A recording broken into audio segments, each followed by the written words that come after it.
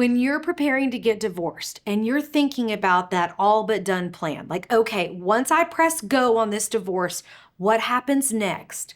More than likely, if you're anything like me, you're going to be thinking about where are me and the kids going to sleep?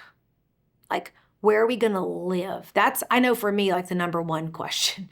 And I think that's true for most women getting divorced. So, like, a lot of you may say, I want to stay in my current house.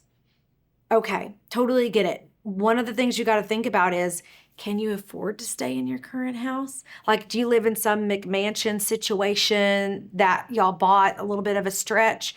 And do you really want to stay there with the maintenance and the upkeep? And like, look, the laws in each state can be super complicated at this point of like whether he has to help support you, who has to pay what bills or whatever. So I'm like zooming out of the legal, right? Listen to the lawyers in your state.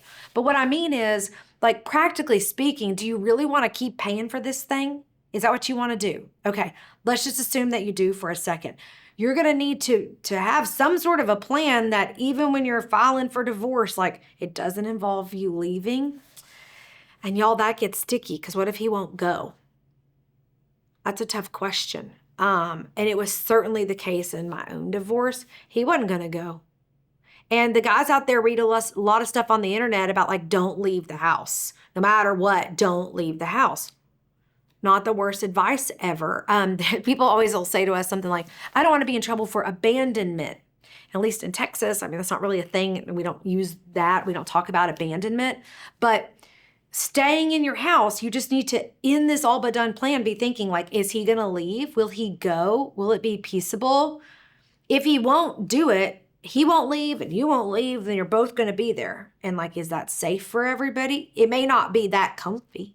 It may not be your favorite experience, but you may need a court to intervene and say who gets to stay and who has to go.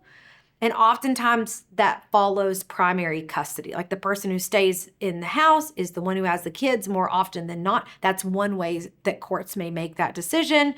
Who can afford it? Was there separate property if you live in Texas that went into it? Like it can be a whole thing.